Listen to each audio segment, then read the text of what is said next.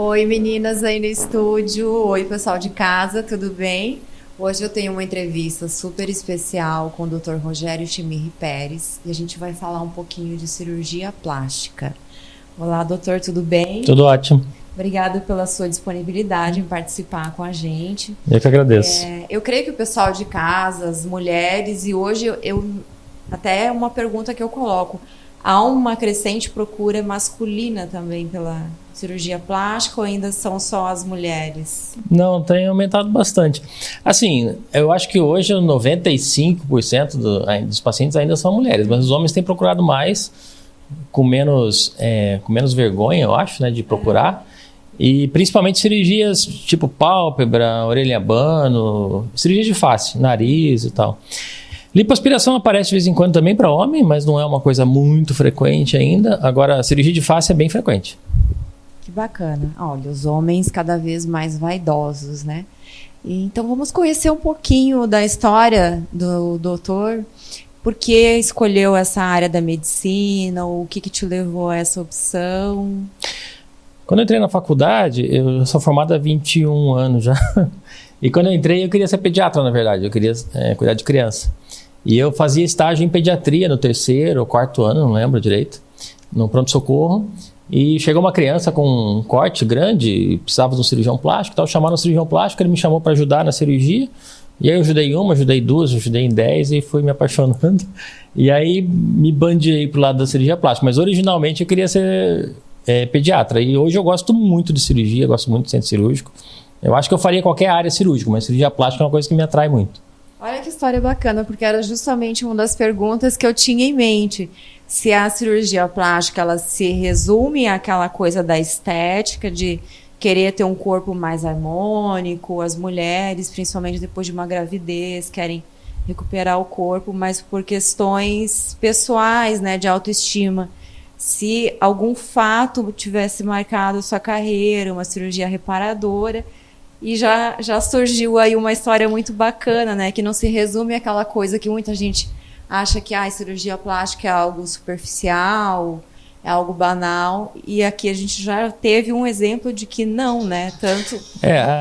A história da cirurgia plástica é muito antiga, né? A cirurgia plástica iniciou há muitos anos atrás, porque na Índia eles tinha um tipo de punição que eles faziam com os assaltantes e, enfim, os criminosos, que eles amputavam o nariz, eles cortavam o nariz da pessoa fora inteiro, para a pessoa ficar estigmatizada, marcada como um assaltante.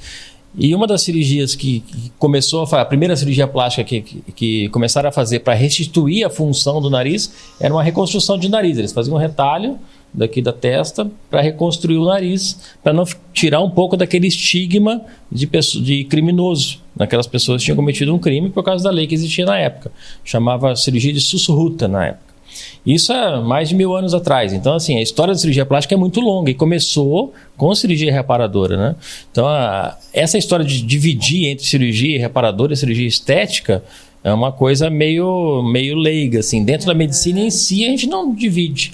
Até porque você não pode, se você pega uma mama grande com pitose ou de uma paciente que emagreceu muito, é estética ou é reparadora? Né? Se você pega um abdômen avental, aquele caído, criando com infecção, com fungo, é estética ou é reparadora?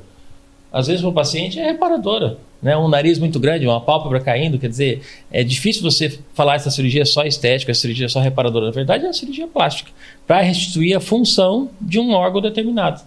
Porque a pele é um órgão, né? A gente fala, o órgão é coração, é pulmão. Não, a pele é um órgão. É o maior órgão do corpo humano, né? E a gente trabalha muito com pele. Então, assim, restituir a função da pele em determinado caso, né? Olha, que bacana. Aproveitando esse gancho, então, da história da cirurgia plástica, que eu acho que realmente, analisando por esse lado, né, do estético ou reparadora, eu acho que mesmo quando seria algo estético, ela é reparadora porque psicologicamente ela está restaurando. Para o paciente, às vezes, é uma coisa muito importante para ele, porque a gente olha só como uma questão estética, para o paciente é a cirurgia da vida dele. Uma menina que tem um peito muito pequeno, não tem uma amastia que a gente fala, e que tem aquele tórax masculinizado, para ela colocar uma prótese não é estético.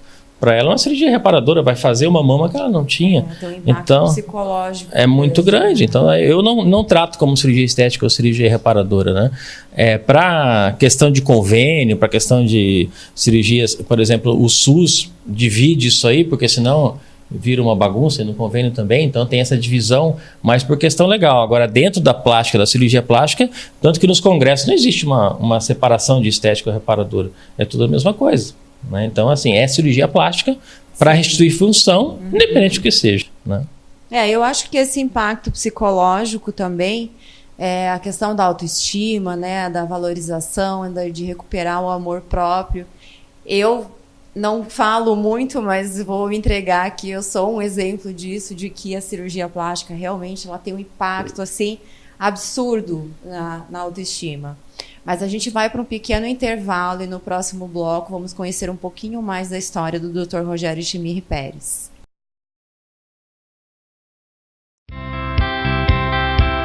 O Laboratório Biovel está a serviço da sua saúde. O resultado do investimento tecnológico e da qualificação de seus colaboradores é a qualidade e a precisão do resultado, o que garante diagnósticos rápidos e seguros.